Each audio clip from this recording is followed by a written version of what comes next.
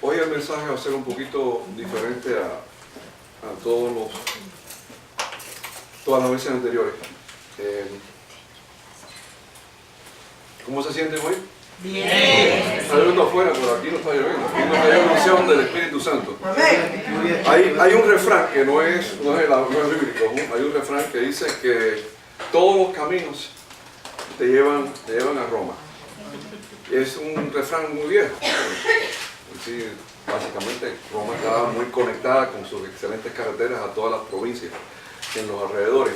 Cada uno de nosotros, tú pudieras pensar en tu vida que te definen los caminos, los rumbos que tú has tomado en tu vida. En el ámbito espiritual, yo diría que mi vida tiene dos caminos que se cruzaron. Un camino que comenzó hace 24 años cuando Daisy me llevó por la mano a empujones a Alfa y Omega por primera vez. Que comenzó lo que yo llamaría el camino del Señor. El primer camino fue el camino que me dieron mis padres biológicos, que gracias a ellos no eran ni budistas, ni eran musulmanes, ni eran agnósticos, ni eran ateos, eran católicos. Así que los primeros 42 años de mi vida fue un camino en la Iglesia Católica. Quiero decir esto porque en el mensaje de hoy es imposible cubrirlo en detalle sin hacer referencias a la Iglesia Católica. Y yo no quiero que fuera de contexto se vayan a tomar esos comentarios de una manera despectiva, negativa, y no del contexto constructivo, desde la manera que los voy a compartir. Yo siempre digo que obviamente la gran batalla está en la mente, no está allá afuera. Pero en las próximas semanas van a pasar muchas cosas, porque lo vas a ver en las familias y en las familias de tus amistades, que van a ser días diferentes a lo que tú acostumbras a ver. El mundo ha cambiado mucho, por lo menos el mundo mío, estoy seguro que el mundo de ustedes. Yo tengo 66 años, yo no sé la edad de ustedes, no los voy a preguntar primero porque la mitad no me lo van a decir y la otra mitad no quiero tentarlas a que pequen y que digan mentiras. Así que, pero ha cambiado mucho, las influencias hoy en día son enormes. Yo me recuerdo de muchacho que en mi casa había un televisor blanco y negro que tenía 4 canales. Hoy en cada habitación hay un televisor y hay más de 1000 canales en cada habitación. Había un teléfono en mi casa. Estoy seguro que en la casa de ustedes es similar. Hoy en día en cada casa, cada persona de cada familia tiene por lo menos uno. Por lo menos mi hija, por ejemplo, tiene su computadora donde hace Skype, tiene su iPad donde hace FaceTime, tiene su smartphone y tiene un reloj donde se puede comunicar y recibir mensajes. Yo recuerdo que el papá y la mamá, uno dependía del otro. Hoy en día son independientes totalmente. El tatuaje y las drogas eran cosas de gente baja. Hoy el tatuaje y la droga es parte del mainstream, es cool. El aborto era un tabú en toda la sociedad. Hoy en día es un dispositivo anticonceptivo. El matrimonio eran de hombre y mujer. Hoy en día tiene straight, tiene gay, tiene bi, tiene metrosexual, tiene transexual. En sí, hay tremenda confusión, todo es bien complicado. Lo que antes era malo, hoy es bueno, lo que antes era bueno, hoy es malo. Y para los niños, yo la verdad que, yo a veces digo que si yo estuviera ahora de muchacho, entrar a la universidad, ahí no entraba, porque los estándares son difíciles, todas las cosas que están pasando son sumamente, a veces confusas, y más para los niños. El martes que viene se celebra, aquí lo celebra, Halloween. Es imposible de evitarlo en algún momento. Aunque no cierran ni las oficinas de gobierno, ni los bancos, ni el correo, de las 4 en adelante, los muchachos se disfrazan y salen algunos de casa en casa, algunos acompañados, otros no, por el vecindario tocando las puertas en lo que se llama el trick or treat. Y yo sé que padres hispanos, pues seguro que ustedes, padres y los abuelos más difícil porque ¿qué tú le vas a decir a tu nuera o tu yerno de qué es lo que debe o no debe hacer, ya te estás metiendo en la vida de ellos. Eso es más sensitivo y más difícil, pero aquellos padres que tienen niños pequeños se preguntan qué es lo que debemos hacer. ¿Cuál es la respuesta correcta? ¿Qué hacemos con un hijo que lo invitan a que vayan trick or treating o que lo invitan a una fiesta de Halloween? Y es tremenda disyuntiva. Y no es fácil. Pero creo que es apropiado, ya que estamos a la víspera de esa celebración secular, vamos a decir, tratar el tema de Halloween y de truco o trato. Mira, dice la palabra que el pueblo perece. El pueblo perece por falta de conocimiento. Esa es la palabra en Oseas 4:6. Y dice la palabra: tú rechazaste el conocimiento, yo te rechazaré a ti. Esas palabras son bien fuertes. Porque has olvidado la instrucción de tu Dios, también yo me olvidaré de tus hijos. Wow. Piensa en eso. Que tú leas esas palabras. Claro, no solamente leerlas, tienes que creerlas o no. Yo asumo que si estás aquí es porque tú crees en la Biblia, crees en la palabra y no eres selectivo. No es pick and choose. Es, ¿la crees o no la crees?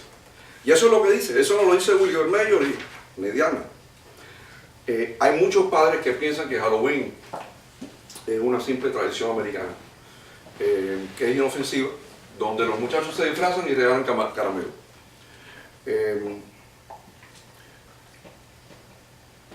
Lo importante es no lo que se ve, lo importante es lo que está atrás de lo que se ve.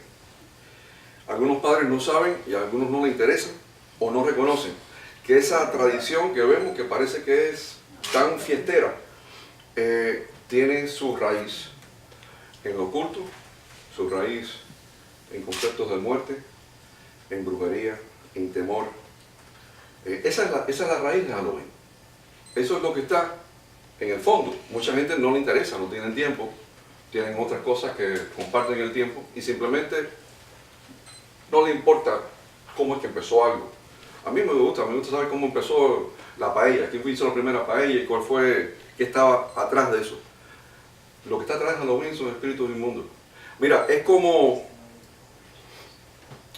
si tú sabes que alguien te viene a comprar una casa, Yuri, y tú sabes que el tipo es el primo de Escobar y que el dinero que él tiene es sucio. Entonces tú tienes una opción. Si lo sabes, si no sabes, pues eres, bueno, no sabes, pero sabes, si sabes. Tú tienes una opción que es recibir, aceptas, hacer el cierre, esa persona recibe el título, el día de mañana vende esa casa o ese apartamento y en efecto ha lavado el dinero. Ha lavado el dinero.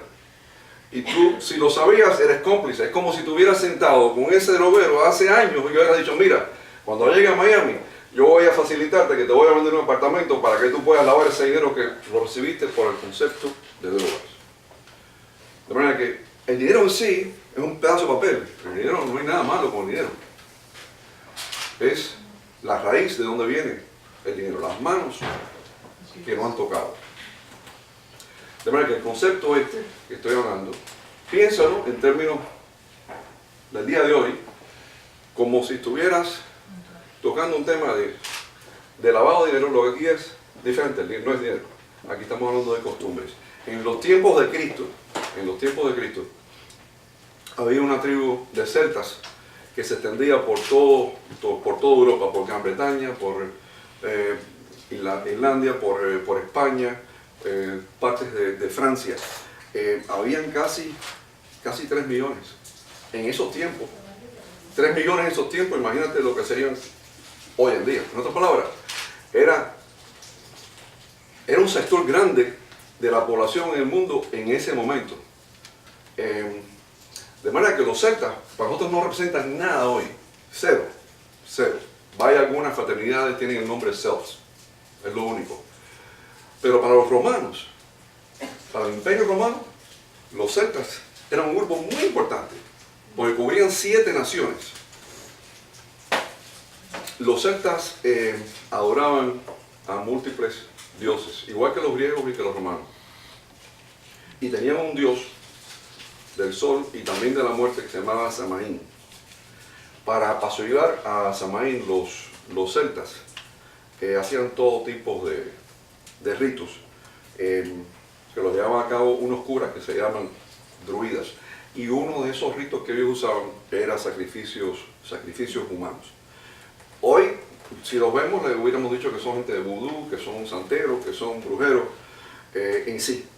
El Imperio Romano es más cuando ellos empiezan a tomar posesión de todas las zonas de Europa. Empiezan a emitir decretos limitando muchos de esos ritos, especialmente el sacrificio de humanos, que típicamente eran doncellas, básicamente, o niños, que le ofrecían una vez al año a ese dios de ellos, a Samaín. No obstante la fuerza del Imperio Romano, hay costumbres que son difíciles de eliminar. Y en sí los romanos eran bastante inteligentes, eran súper inteligentes. Ellos asimilaban aspectos de las culturas, simplemente para convivir, porque es imposible que los americanos se dieron cuenta de eso cuando llegaron a Irak, ¿no? Tú tomas un pueblo, pues después tienes que vivir con ese pueblo. Entonces ellos asimilaban ciertas costumbres. Y varias de esas costumbres celtas, pues, se mantuvieron. Y las que eran muy malas fueron underground. Igual que los cristianos en ese momento.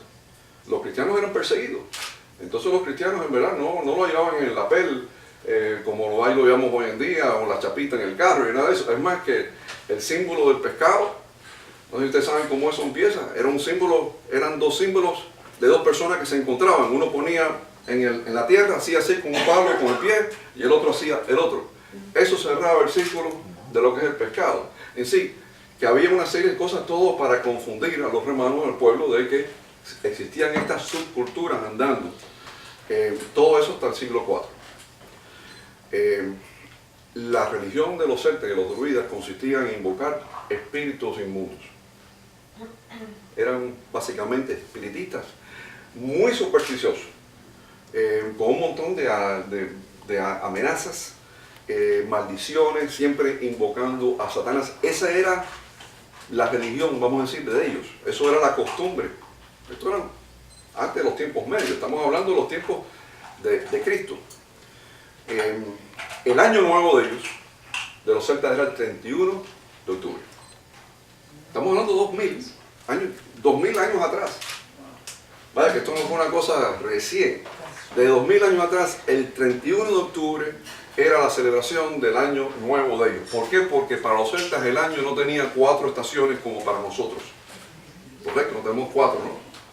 Verano, otoño, invierno, primavera. Ellos tenían 2. Verano e invierno. El verano terminaba el 31 de octubre. Ese era el comienzo del año nuevo para ellos. Y en la mentalidad de ellos, en ese día, ese 31 de octubre, regresaban a la tierra todos los espíritus de los muertos. Y había que apaciguar al dios del sol, al dios de la muerte, que se llamaba Samaín. El emperador romano Constantino, que era, en mi opinión, un genio, un tipo brillante, para consolidar el imperio romano, se convierte en el número 1 sponsor del cristianismo. No porque fuera cristiano, él no decía que él creía en Jesucristo ni nada de eso. Él simplemente ve al cristianismo como una plataforma, para unificar el imperio romano entre Asia Menor y Asia Mayor. Los celtas, al igual que los romanos y los griegos, adoraban estatuas. Digo toda esta cosa porque quiero que vayan entendiendo el por qué y cómo es que llegamos desde hace 2000 años a donde estamos hoy. Y así, de esta manera, ustedes pueden dar a sus hijos o sus amistades el día de mañana. No que vayan ustedes a cambiar hoy, si tienen planes o van a salir o ya tienen una fiesta, pero poco a poco se les va a quedar lo que yo he dicho hoy. Y poco a poco van a regresar a estas palabras. Pues entonces los griegos, los celtas, todos adoraban estas estatuas de los diferentes dioses. El dios de la luna, el dios del sol, el dios del mar, del amor, de la guerra, etc. Constantino estaba enfocado en una fusión. Una de las cosas que hace entonces con la iglesia es que organiza lo que se llama el Consejo de Nicea. En el Consejo de Nicea empiezan a tratar de unificar a los cristianos, no porque le interesaba unificar y engrandecer la iglesia, pero él venía a la iglesia como una manera de solidificarse en su imperio. El credo de Nicea, ¿usted se recuerda? Del muchacho lo decía, yo creo en un Dios Padre Todopoderoso, que creador del cielo y la tierra, ¿se recuerdan? Etcétera, etcétera. Lo aprendían, yo no lo tenía que aprender para ir a la escuela. Y así empezaron a unificar las diferentes facciones. Y Constantino no solamente promovió, pero impulsó el que se empezaran a instalar estatuas de los mártires cristianos por todas partes, porque él entendía que de esa manera podía incorporar a todo el aspecto secular pagano, que estaban acostumbrados a adorar la estatua de la luna, del sol, del Venus, etc. Era asimilarlos a lo que él ya había determinado que era el cristianismo, que era la manera de unificar su reino. Él, en verdad, yo diría que si tú viviera hoy, diríamos que Constantino era un genio en marketing y en PR, aparte de ser emperador. La iglesia católica, como se conoce hoy en día, la mayor parte de sus protocolos, de sus estatutos, en verdad provienen y fueron forzados, vamos a decirlo, llevados hacia adelante por el Papa Inocente III en el 1200, al final de los tiempos medios antes de entrar en el Renacimiento. Pero 500 años antes, en el 735, el Papa Gregorio III instituye en Roma una celebración llamada el Día de los Santos. Y eso lo hace el 1 de noviembre. Ahora, esta celebración tenía un objetivo, solamente un objetivo, en ese día, que era contrarrestar la celebración de los celtas el 31. ¿Cómo sé yo que ese era el objetivo? Muy simple.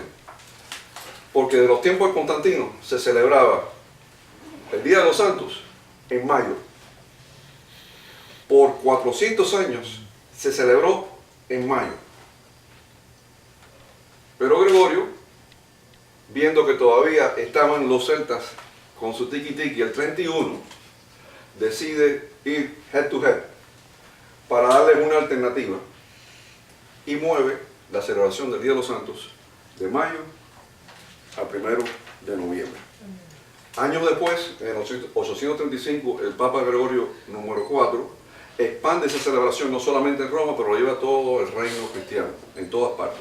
Así que no hay duda que los celtas todavía mantenían tremendo poderío, importancia en las diferentes naciones que habían sido conquistadas por los romanos, pero seguían con sus tradiciones, y que para contrarrestar esas tradiciones, esos ritos paganos, e incorporarlos en el cristianismo, se mueven y se crean estas fechas especiales como una estrategia simplemente de unificación e incorporar a los celtas entre lo que es el fold del mundo cristiano. Y eso era fácil de hacer porque, fíjate, los celtas, en verdad, en el 31 estaban invocando los espíritus muertos. Entonces, en el primero, los cristianos, la Iglesia Católica, en ese momento, empiezan a invocar los espíritus de los mártires muertos. Eran muertos de todas maneras. Uno había sido un mártir y otros no. Así que era bastante, es una manera de asimilar, que se sintieran que estaban más o menos en el mismo club. En el siglo X, la Iglesia decretó, y hoy todavía se observa en México, que es el Día de los Muertos, el 2 de noviembre. Aquí no se celebra, pero en México lo celebran. Todo, y otros países, todo el esfuerzo era cooptar las tradiciones celtas, era cooptarlas, incorporarlas como parte del cristianismo, pero en verdad nunca fueron tan efectivos porque continuaron, y se ve que continuamos hoy en día con el tiki-tiki de Halloween. En el año pasado, se vendieron al por menor en los Estados Unidos 8.5 billones de dólares en ventas de Halloween. 8.500 millones de dólares en ventas por la semana de Halloween. El 50% de todos los caramelos que se venden en los Estados Unidos se venden en Halloween. De manera que yo no creo que Halloween va a desaparecer, porque comercialmente estamos en un país, que Dios nos bendiga, capitalista, y esas cosas van posiblemente a continuar. Es más que desde que los dos papas Gregorios, el tercero y el cuarto, instituyeron el Día de los Santos en 1 de noviembre, la iglesia en ese momento también trató de hacer algo el día antes, el mismo 31. Y crearon en ese momento lo que se llama Hallow Evening.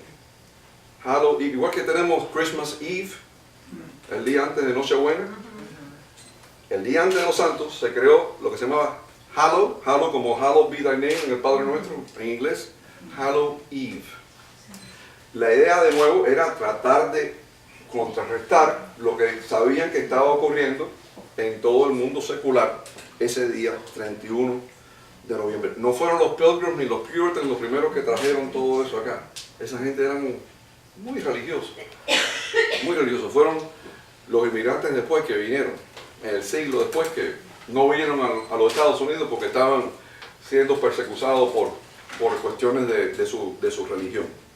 Poco a poco, ese Hallow Evening del día antes, en los Estados Unidos, porque esto sí es en los Estados Unidos, se convirtió en el mundo del marketing. Este es un país de cualquier cosa tú inventas y le das algo de comercial. Se convirtió en Halloween. Pero las tradiciones celtas de disfrazarse con espíritus demoníacos, la intención era meterle miedo a esos espíritus de demonios que llegaban ese día 31, impulsados por el Dios de la muerte.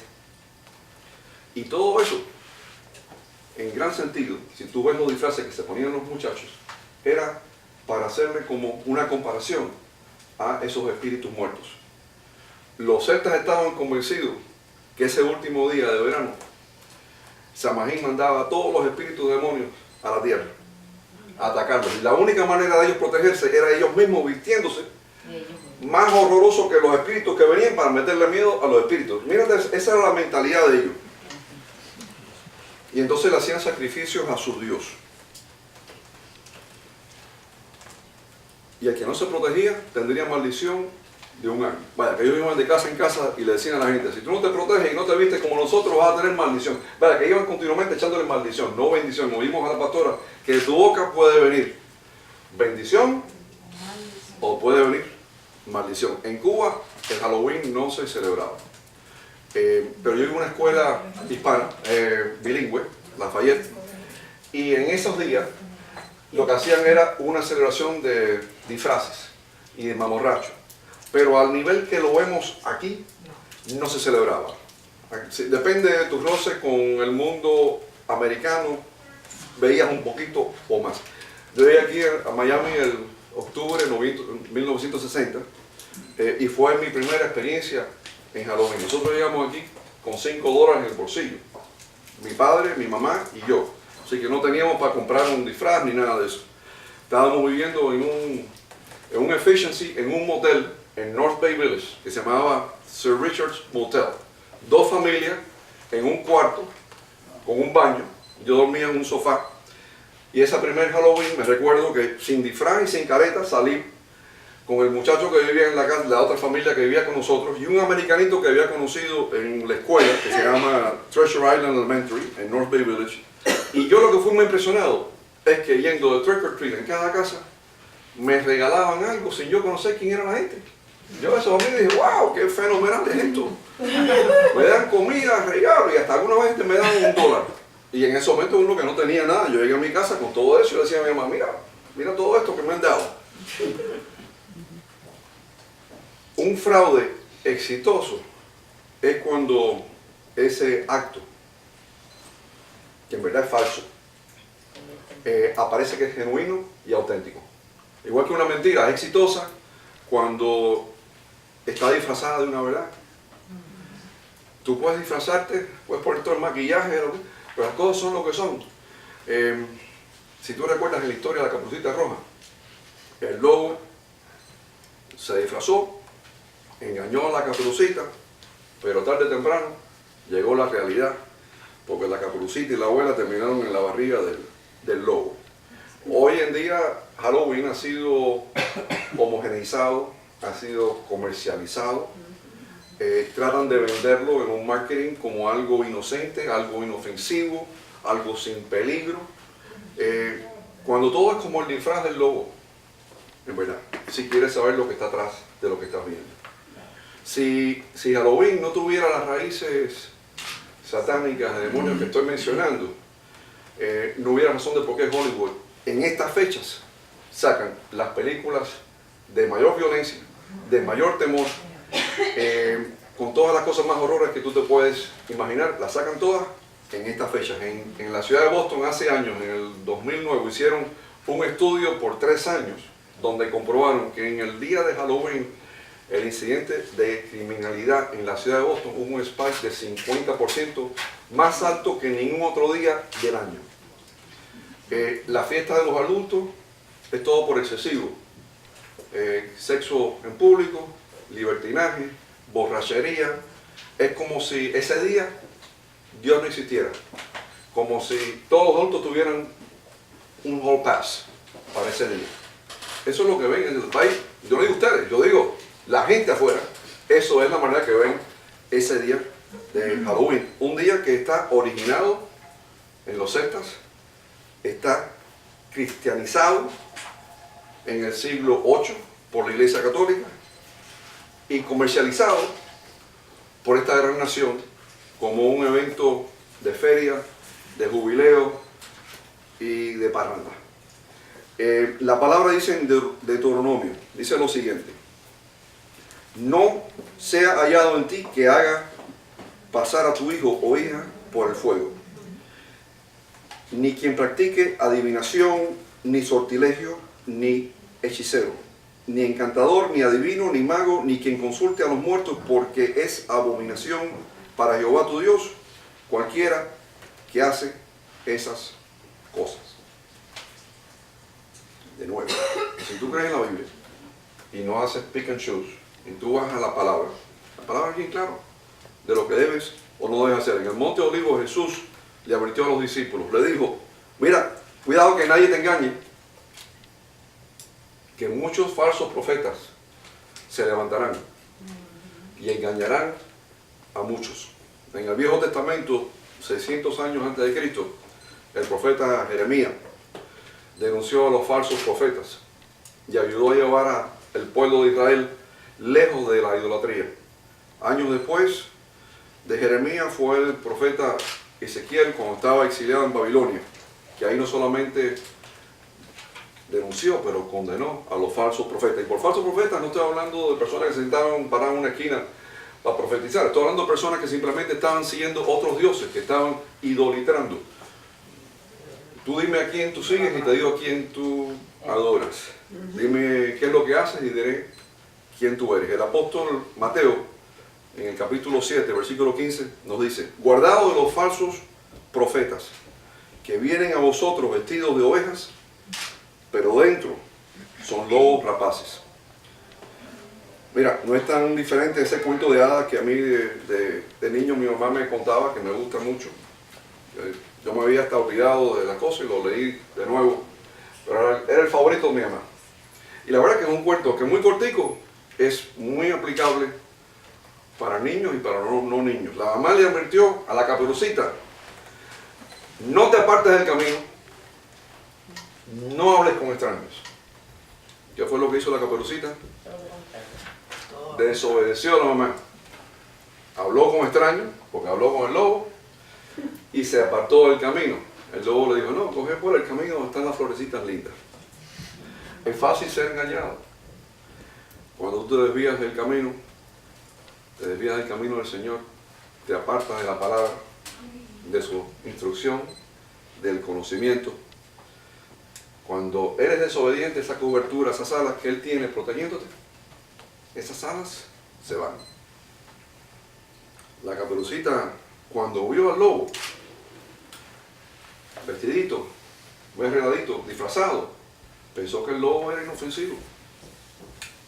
Y cuando le dio la sugerencia al lobo de ir por otro camino, ella pensó que eso sería fun. How much fun. Qué divertido sería ir por el otro camino, no el que le había dado la mamá. De nuevo, todo engaño está basado en ciertas y deseadas verdades que uno espera. Pero la base es una mentira. Y la celebración de Halloween, con los disfraces y los caramelos gratis, son una cortina para engañar. Eso es todo lo que es. Es una cortina. Y esconder lo que hay atrás. Porque obviamente nadie te va a decir lo que yo te acabo de decir hoy. Eso no te lo da Hollywood. Eso no te lo ponen cuando vas a Walgreens o a CVS a comprar las diferentes disfraces que le ponen a los niños o a comprar los caramelos. Como lo ponen en los cigarros, que los cigarros tú sabes que te dicen si fumas tienes una gran posibilidad de tener cáncer. Cuando tú vas a comprar ese caramelo no te dicen de cuál es la raíz. Igual que la persona que se le acercó a Julie, esto es un ejemplo, no sé qué ocurrió, no le dijo que este dinero venía de manos sucias, pero es la realidad, que así venía. Cuando consolidan las tres fechas del 31, Hallows Eve, la fecha de la celebración de los santos, con la celebración de los muertos, el día 2, esto fue en el siglo X, la Iglesia Católica promueve un concepto que se llamaba Souling. Y Souling, en verdad no era tan diferente a lo que hacían los hebreos cuando se ponían los mendigos en la puerta bella, la puerta dorada a la entrada de la sinagoga. Lo que se acostumbraba en ese día, en Souling, era que estos mendigos, las personas, los pordioseros que estaban pidiendo dinero, en ese día ellos cantaban, oraban, pero más que nada cantaban por muertos y a cambio le daban dinero, comida o algo de beber. Ese era el concepto, que ese día ellos harían eso a cambio de que por la persona, el difunto que estaban cantando, pudiera salir del purgatorio y llegar al cielo. Entonces empezaron a promover eso en el siglo X. Ese concepto de Souling, años después de la Primera Guerra Mundial en los Estados Unidos, se convierte en el concepto de trick or treat. Trick or treat no venía de los celtas, trick or treat venía de Souling, cambiado, evolucionado en una cosa comercializada al concepto de trick or treat. El tema central, y regresamos al tema central, que es qué es lo que debe hacer un papá o una mamá o un abuelo o una abuela cristiana con el tema de sus hijos o sus nietos. Primero que nada, no hay una fórmula, no hay una, quisiera que lo hubiera, pero no la hay. Desafortunadamente, cada uno de ustedes tiene que tomar una decisión que crean que es la correcta, depende con la palabra como ustedes entienden y lo que ustedes crean y si tienen al Señor con ustedes o no. Yo recuerdo que nosotros aquí en la casa, cuando venía Halloween, esto lo hicimos hasta el año pasado, este año pues vamos a ver qué decidimos Daisy y yo, lo que hacemos es, cerramos la casa, cerramos la reja, apagamos las luces y nos íbamos a cenar a Café Abrache. Perfecto. Nos íbamos de aquí, pero nosotros no tenemos niños, nos íbamos aquí, pues. Y yo creo que está bien, yo no digo que está mal, pero a mí me parece que cuando tú le huyes a algo, y en verdad cuando nos íbamos, yo creo pensándolo bien, es como le estábamos huyendo a una situación que no queríamos enfrentar. Que es, vienen aquí los muchachos, te tocan y ¿qué hacen? ¿Le abren la puerta? No le abren la puerta. Vamos a evitar el problema, nos vamos. Cerramos todos y nos resolvíamos el problema. Pero cuando tú le huyes a algo o a alguien, el espacio se lo ha cedido a esa persona o a ese alguien. Y yo creo que el 31 de octubre es como el 1 de octubre. Los dos son de Dios. No hay que cedérselo a nadie. Así que ese concepto en los Estados Unidos, stand your ground, yo creo que aplica al concepto de qué es lo que debe hacer un cristiano durante el momento de Halloween. Yo recuerdo que años antes en la iglesia Alfa Omega hacían un evento que era como una obra teatral que se llamaba Hell House, donde ilustraban todo lo malo del pecado, el aborto, la muerte, drogas, violencia. Aunque yo personalmente lo veía un poco grotesco y se empezaba para mí confundirse con las cosas que veía del propio Hollywood. Era como estábamos going tit for tat. Cuando en verdad en una iglesia siempre debe haber luz, debe haber verdad, debe haber compasión. Eso ya se paró, ya no lo hacen y ahora están haciendo una cosa que creo que sí es una buena solución, que están haciendo lo que llaman Kids Blast, una alternativa para que los padres lleven a niños a esa fiesta, para que no se sienten que otros niños van trick or treating a fiestas y que ellos se queden castigados en su casa. Porque ese es un tema, cómo es que los niños pueden relacionarse con otros niños donde los han invitado o los padres tienen otra mentalidad. De nuevo, yo no creo tener la verdad en las manos para ustedes. Yo ahora tengo la verdad en las manos para lo que Daisy y yo debemos hacer y decirle a nuestros hijos. Cada uno de ustedes debe de pensar, pero lo importante que yo les quiero dejar a ustedes es que yo creo que cuando tanta gente se inmerge en oscuridad, en cuestiones de muerte y temor, de violencia, cada uno de nosotros debe ser un punto de luz. Yo creo que cada uno de nosotros no debemos dejar que sea el rol de la maestra en la escuela, que típicamente van a decorar las clases con cosas de brujas y con las calabazas y esto y con lo otro, o que sea el vecino en la esquina que le dé instrucción a vuestros hijos, que debe ser cada uno de nosotros. Tome responsabilidad de instruir, de enseñar, de tomar un tiempo del iPhone, del iPad y del smartphone y de hablarles sobre la historia, la real historia y la raíz de lo que otros niños están celebrando y por qué va y nosotros no debemos hacer. No es pecado disfrazarte, no es pecado disfrazarte en una gala, pero si estás participando con disfraz o sin disfraz en algo que tú sabes que es una celebración que tiene su raíz en lo oculto, yo te puedo garantizar que eso va en contra de la voluntad de Dios y va en contra de la palabra de Dios. Es como inocentemente la Caperucita caminó por el camino que le dijo el lobo, no por el que le dijo la mamá. El decir no a drogas, como dijo Nancy Reagan, era lo correcto. Y el no participar en una fiesta de Halloween también es correcto.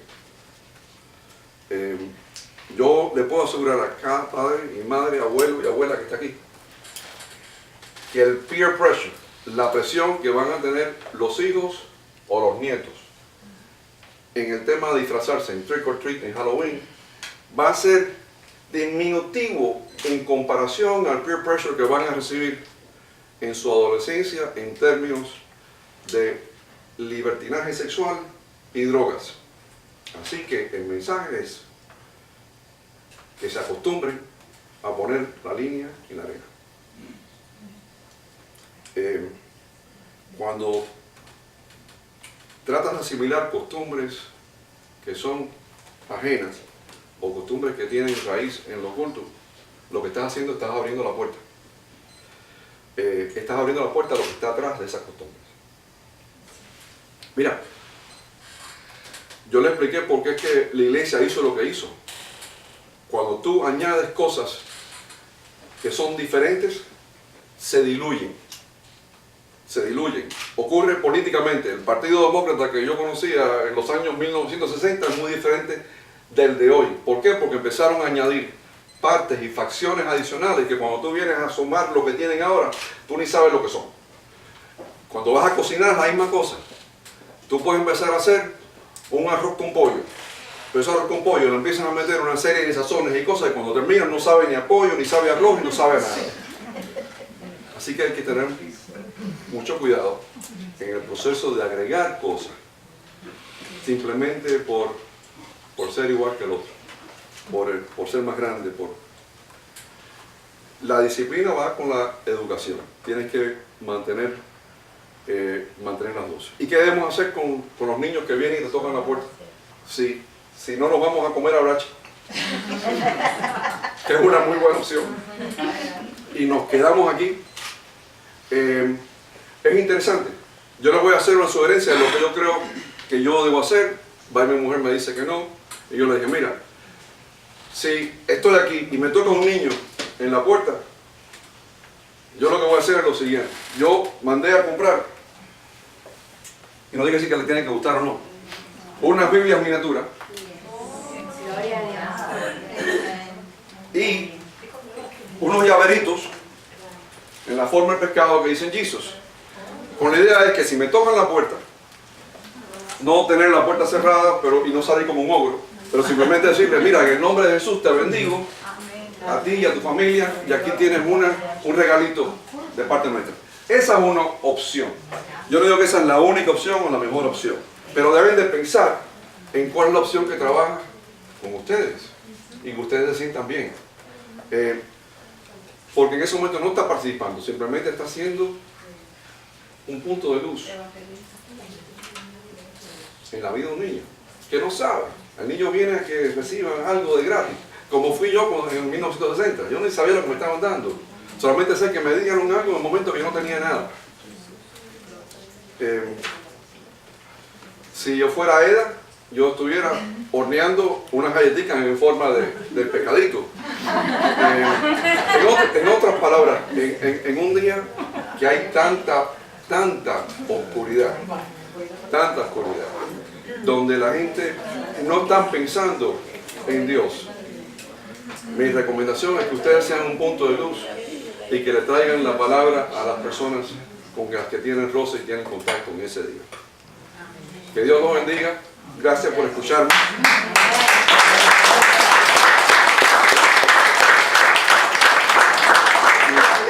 Terminando, solamente quería estar seguro que aquí todos han recibido al Señor como su Señor, como su Dios, su Salvador.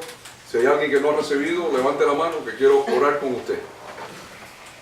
Todos estamos muy bien. Bendiciones. Daisy nos va a llevar ahora en oración.